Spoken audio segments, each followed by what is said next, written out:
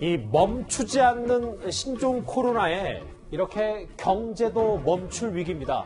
대통령까지 나서서 우리 경제 최악의 상황까지 가지 말게 대비를 해야 된다고 했었는데 실제로 중국산 부품 공급이 끊긴 현대자동차가 오는 7일부터 공장을 멈춰 세우기로 했습니다.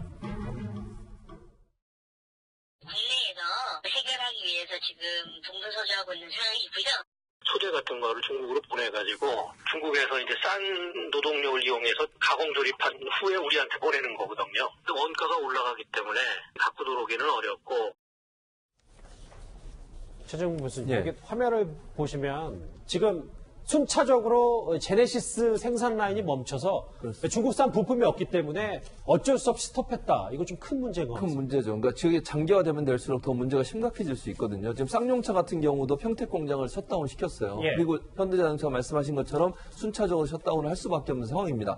부품을 중국에서 들여와야 되는데 중국 같은 경우는 공장을 다 폐쇄를 시켰어요. 왜냐하면 이게 순종 코로나가 확산될 수 있는 위험성 때문에 운영을 못하고 있는 상황이고 그러면 부품 공급을 못 받으면 우리 생산 라인도 영향을 받을 수밖에 없는 문제이기 때문에 이 문제가 단순히 건강의 문제를 넘어서 이제는 경제적으로 엄청난 피해를 줄 수 있는 상황까지 올 수 있다.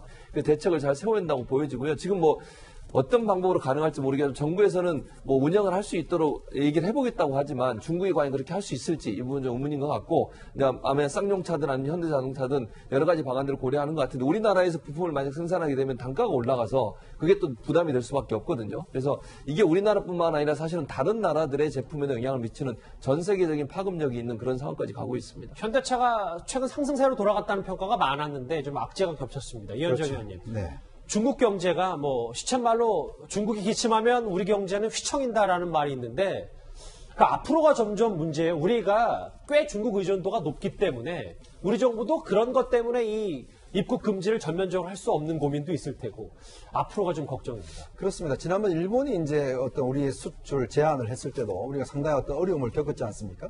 이 소재 부품 같은 경우는 사실 중국의 우리 글로벌 분업화 체제가 돼 있는 상황이기 때문에 상당히 중국에 많이 의존하고 있어요. 특히 자동차 같은 경우는 자동차 한 대에 들어가는 부품이 대략 한 2만 개 정도 된다는 거 아니겠습니까? 이걸 다 우리나라에 생산할 수는 없는 거거든요. 그 가격도 올라갈 수밖에 없는 것이고. 근데 지금 국제적인 전염병 발견 시간이 점점 좁아지고 있습니다. 2003년도에 사스라든지 신종플루, 메르스, 그다음에 이번에 우한폐렴 등등을 보면 이게 어떤 이 창궐하는 이 시점 자체가 굉장히 짧아지면서 굉장히 위력도 세지고 있어요. 예. 자, 이럴 경우에 앞으로 경제적인 어떤 면에서 보면 우리가 중국 의존도가 높은데 앞으로 이게 중국이 쉽게 또 이 문제를 해결될 것 같지는 않아요. 워낙 인구도 많고 또 거기다가 아직 방역이나 여러 가지 시스템적으로 보면 맞아요. 개선되지 않는 측면이 있기 때문에 이런 어떤 경제적인 리스크도 이번 기회에 좀 우리가 꼼꼼히 좀 따져봐야 될 것 같습니다.